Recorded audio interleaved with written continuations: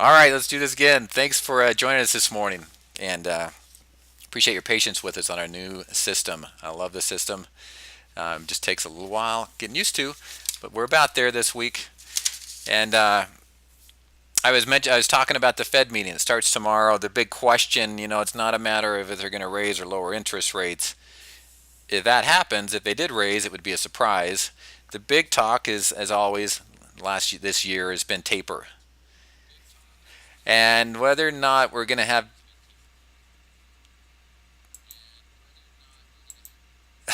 There we go. Sorry about that. If you heard a little bit of echo, that should be better. As far as any type of feedback goes, me just talking, I had my computer wasn't muted, but now it is. So I'm hoping that settle things down for you. Okay, the talk's going to be about taper and what they say or do or how they say it with the right tone of voice and all this kind of stuff as far as the taper thing goes. A lot of people are thinking, spring next year. From some of the early reports I've been reading about, we'll see. Last year, this year, earlier on this year, they didn't say much about tapering. Then it came out in the notes a few weeks later that they were talking about tapering, and that caught the market off guard. That is just the market's really touchy about this taper thing. The longer that it goes without tapering, the more you're going to see the market want to rally. It's been quite a market. Don't step in front of a freight train, and the market's been in freight train rally mode now for quite some time. All right, as far as earnings go, some of the bigger names out there that we've talked about, I want to just touch on a few of those. Sohu. We've talked about Sohu now for like a month. They've been one of the high flyers out there, set to keep on flying. It looks like they beat by 7 cents, and the revenues came in at 3.68 billion versus 3.64 billion. So they beat on the revenues. They raised their guidance, and things look pretty good for Sohu. We'll check into that here upon the open. We're going to get the market opening here in about 1 minute. Apple, the big news, the talk of the town today is going to be Apple. They announce earnings after the bell today. It's always a fun one to watch. Kind of like a Google. It's kind of fun to watch after the bell. So we'll keep our eyes on Apple. As far as any type of trades around it today, I'm not a big straddle fan. That would be about the only safe way going into something like this. There's other strategies, hoping it's going to go one way or the other, and it'd be a little bit high risk. And what you'd want to do if you did go with short-term options and bought calls or puts or something like that, just hoping it's going to pop one way or the other, then it would be an all or nothing trade on short-term options. Occasionally, we'll do something like that when we get a lot of profits built in, but we don't have the profits built in. We're not going to do anything like that. Okay, the market's open now. I just want to run through our positions, and we're going to go through some of the other things that we got. So let's talk about XLE. And XLE pre-market, it was a tough call. It was up around 87, but then the bid and the ask, the ask was about 87. The bid was actually lower, so it's interesting to see it come out just flat, and that's fine. That's what we want to see today. We're going to readjust the exit here. The delta won't be affected much. We're going to move it by 40 cents. We're going to put the stop here at 87. That will help reflect a past resistance here, a spinning doji at that level, some decent volumes up at that level. So we're going to move our stop to 87 here. Again, it's not going to affect, it's not going to add that much more risk to this position. But as far as the chart, this still looks bearish. We're expecting to move back down here, and if we don't get it, if it does raise up here to 87, we're going to pull it. We'll keep our eyes on it today. It's the one stock that we got a close watch on, all right, out of all of our positions. Let's go look at TLT. Set the gap down this morning about 30 cents, and it's down 28 cents right now. We'll watch this level throughout the day, see if it holds. The chart, a little bit of consolidation here coming back towards the 7. So far, nothing bearish about this. If it goes down and starts breaking the 7, then we might look at something. But right now, as it's consolidating here, it's actually bullish for it. And what we'd like to see here is a push back up off 108 and kissing up off the 7. That would be ultra bullish for our position here in TLT. And gold was just flat this morning. Looked at the chart a little bit earlier. These positions on Yamaha and SLV, we'll look at that in a second. They were set to gap up at just a few cents, and that's what they've done. It's up 5 cents, holding it. SLV, yeah, it looks like it's run down slightly. It's down 2 cents. Technically, this is nothing, and we're just 2 minutes into the day. We'll watch these positions today. We're still bullish in these areas. Okay. Some of the other stocks that we looked at along here recently, Baidu. Baidu got downgraded today to a hold by BNP Paribas. And they're down right now 2.5%. It's right now we're kind of in a little bit of a trend line. I can draw that for you. You can see a little bit of a trend line right through this area. Right up through there. A breakdown lower here off the 155 mark would be a little bit concerning, but right now we're just right on that level. It's a downgrade. Okay, a little bit of news here hit it. We'll have to see how this reacts to this downgrade. So far it's down slightly. Let's take a look at Sohu. Wow, I need to look into that earnings announcement. Everything that I read, they were up, and it sold off 9%. That's a big ouch for Sohu. Right now, we've got to watch this throughout the day and see if it's going to be any type of a bounce here. But right now, it's pretty ugly looking. Okay, for that, let's since we're looking at Sohu, Facebook, it's just holding its own, and then Kihu, the other stock in this area we've been watching, they're just flat this morning. It's pretty positive, and this we've talked about how this is one of the stronger stocks in this area. It seems to hold up when the other ones start to sell, and so far today it's holding up quite well. Tesla. A lot of talk about Tesla. I saw an article on it. They want to start a pretty aggressive campaigns over there to get their vehicles up and running over in Europe. It's done nothing for the stock. It's still battling that 7-day average. Third day in a row now it's come up and hit the 7, has not been able to get through it. And as the bands contract here, it's setting up for an interesting play. The odds are saying it's going to go down right here, and you'd want to let it break down into the lower Bollinger Band. Break of this 170 area would be pretty appetizing to go short on it. So keep an eye here. If you're in this trade, I know that some of you are. If you're in this trade, nothing to worry about. If it pops up through the 7, I might get a little bit worried. But as far as still staying down below the 7-day average, a push down from here into the lower Bollinger Band is what you're looking for, and you could ride this thing down quite a ways. And St. Jude's, that's another one we've been watching. Waiting for a little bit of a break. They did break out finally above the 57 mark on Friday, and today down 37 cents. It's still flat. It's just coming down to this level. It's just coming down to the 7. Technically, there's nothing here. A move, if we saw this thing turn around and start to push higher and into the upper Bollinger Band by the end of the day, it would be a beautiful entrance. That would set up really nicely. And so far, it's down slightly. About 0.5% is all. AT&T, we talked about AT&T on Friday, how this was setting up so nice. And it's up. It gapped up about 10 cents. It's run a couple cents higher. As far as the resistance level for it, it's been 35 over here. It gapped lower on Friday, ran up through the 7. The volumes weren't high. That was the only thing that we talked about as far as this one to keep running, but it's so early in the day. Right now, it looks like it might continue higher, but we'll just watch it throughout the day to see if this pushes higher. looks fairly strong. Whenever I look at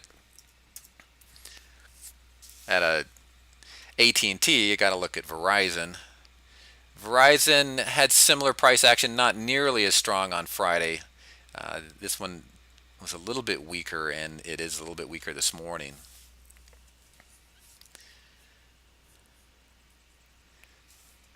I also looked at Apache. So Apache here, it's right at that $90 level. It broke through it over here in October, came back, and the retest has failed. It dipped below the 7, just pushed up on it just slightly on light volume on Friday. It's got to have some more volume come here at this $90 level for it to be able to break and hold.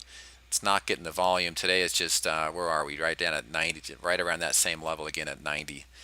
If you can get a hold here and a push up off the 7, you get some volume in here. We haven't had a lot of volume in here for quite a while now.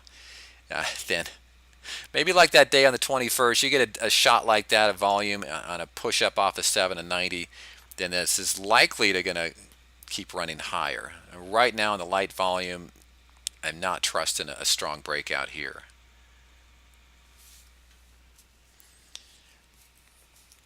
I want to look at NOV, National Oil Well Vargo.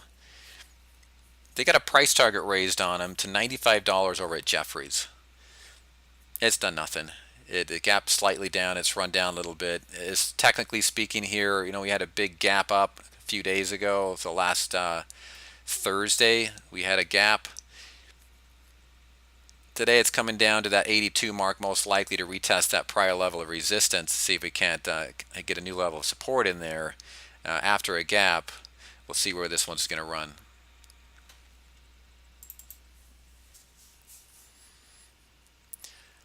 All right, another one I want to take a look at is Walter Energy. And Walter, the level's been 16 for it here. Small gap down today. We'd want to see this push up into the upper Bollinger Band, get some volume like Friday's.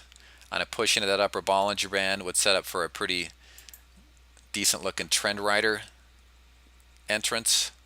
The bands are slightly contracting right now. You'd want these things to start expanding. If they're contracting, it's not much. I mean, it's not a real steep angle here as far as the contraction goes. It could easily start to expand, and that's what you'd be looking for here on Walter. It's another one we're keeping our eyes on for today. Johnson & Johnson, the consumer stocks have been moving pretty well as they're going to move along with the TLT.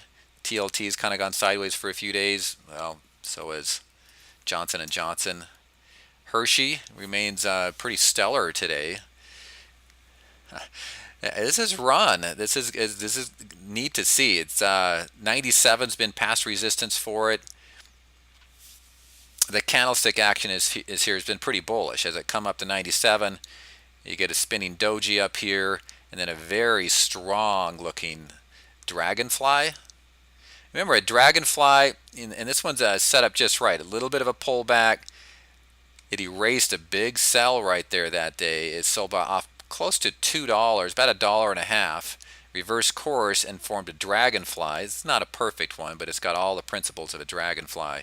And then another one, a positive, a bullish looking candle on Friday, and today it's pushing up through 97.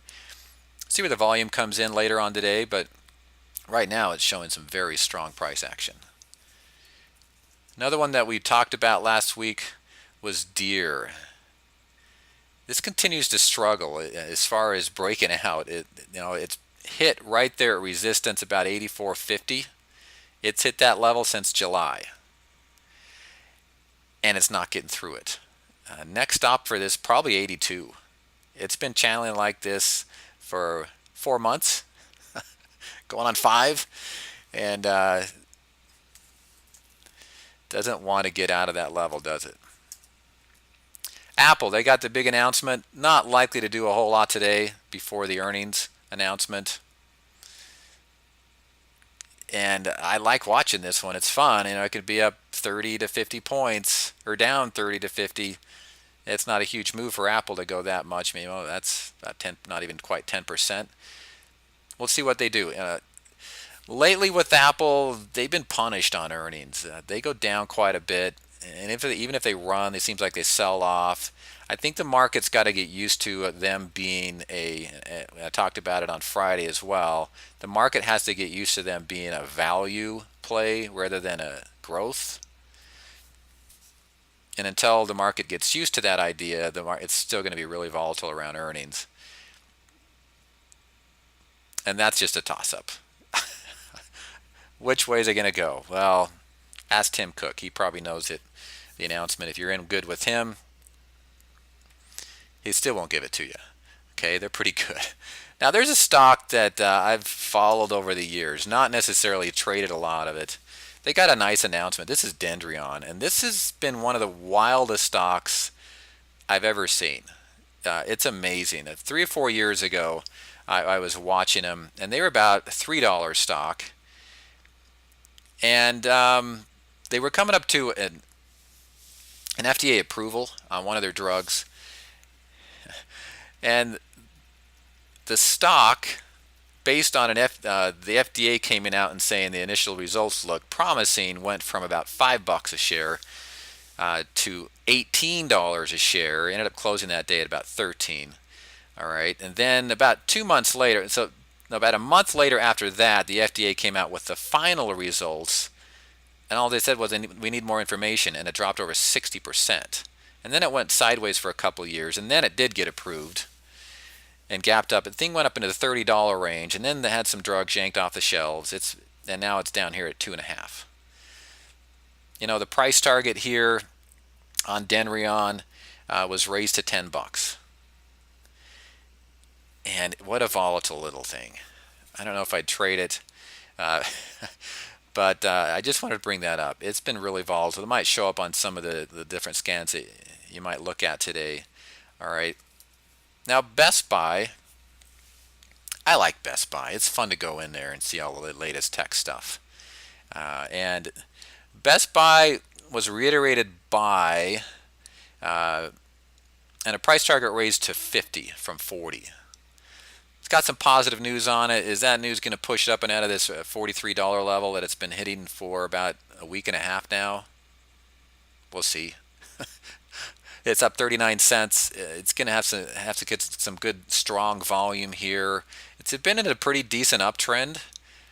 As far as the volume, yeah, if it can push up off 43, it's likely to retest that level. I would imagine it would, since it's been here so long. Stocks that hit those levels will usually come back and retest them. I want to run over and fly through some of the financials with you. So here, Bank of America, it looks like it gapped slightly higher to run slightly negative. Let's take a look at Goldman's. Same thing. This is gap down, ran down just slightly. Down about $1. That's 0.5%. And then Morgan Stanley, just flat. Wells Fargo, flat. JP Morgan. Yeah, everything's just flat. And if we look at the market itself, just flat. Let's take a look at the IWM.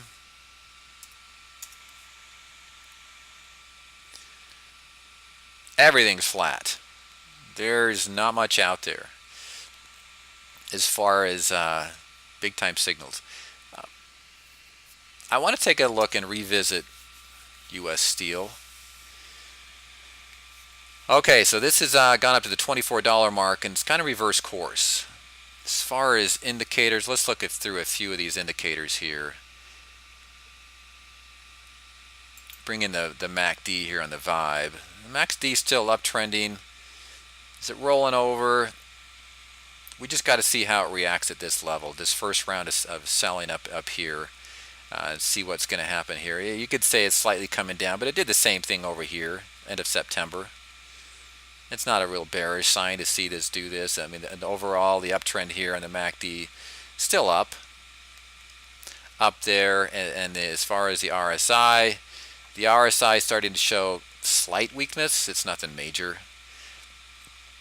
A positive sign here for U.S. Steel would be a big, strong push up off the 2350 mark and up through the 7, and you get a little bit of volume with that. It's likely going a lot higher. But right now, just hanging in there. Now CF, this was a story that broke overnight. They're selling their phosphate business to Mosaic for $1.4 billion, and all of their phosphate mining is going over to Mosaic, okay, for $1.4 billion. Huge boost here. It's up 4%, 217. It's one of the bigger dogs. Let's go look at Mosaic. It's getting a pop this morning as well. Now these are, we've always talked about these, how they're so volatile. You can have some great buy signals, some great sell signals, and they just go the other direction, or some news comes out. It's just a volatile group of stocks. Let's see if it's affecting any other stocks in the group. So here's Agrium, Monsanto. Yeah, Monsanto's getting a little bit of boost off this, 0.25%. That's not much. Let's jump out of there. Let's head over to Visa. Visa's shown a lot of strong action lately as it's got up over this $200 mark. It still looks to run today, up 0.5% as we're talking here. Citi. So Citi here, it's come down. It's got a little bit, you could call it a double bottom. There's a lot, it's not off of a real strong downtrend here. 50 is the mark. It comes up, breaks 50. We're coming to retest it, a push higher here. Now you'd have a higher low locked in, and then you might get something going and break out of this little kind of sideways action we've seen here. And it's a pretty big range, about a $4 range. A push up off 50 would suggest it's going to come back up into the 52 to possibly $53 level. All right, so watch that. Now, Twitter is starting to come into the space. It was rated a buy with a $29 price target by Pivotal Research. Okay, so it's starting to come into the news a little bit, and as it gets closer to its big day, we'll watch it. RIG, Transocean was downgraded to a sell by Goldman Sachs today. Now they had that big gap there, and as far as any type of a player, it's consolidating really pretty bullishly as it's made the gap. It's just kind of gone sideways since then, some ups and some downs. Let that 7 catch up with it. You could get bullish on it if you let the 7 catch up with it and it starts to run up through the $49 mark. Just going to need some more consolidation. But at this point, no really strong signals either way.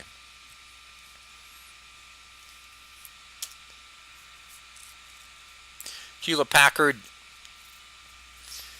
forming a little bit of an ascending triangle pattern there. The volumes have really dropped off on it.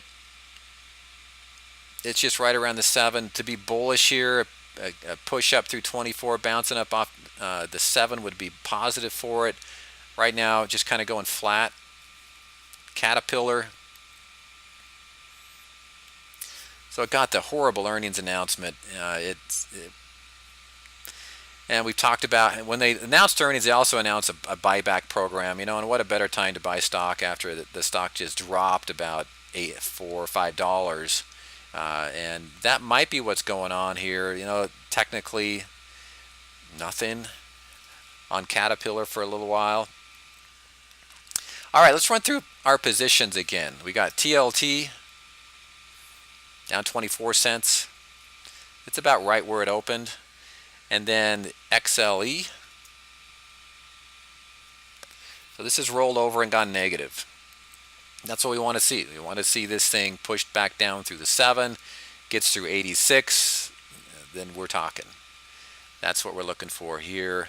AUY, Yamaha Gold, down 5 cents. Gapped up slightly. It's run down 5 cents. Early in the day, nothing technically here at all. SLV, down 2 cents, just flat. So all the positions fairly flat right now. We're showing some pretty good progress on XLE. We'll try to keep that under wraps, right? Keep it kind of quiet that it's moving our direction. Okay. Well, I will be on chat with you all day today. If you have any questions or comments, go ahead and chat those in, or you can reach me through my email as well. It's Carl with a C at TraderMinute.com. Have a great day, and we'll talk to you again soon. Thanks. Bye-bye.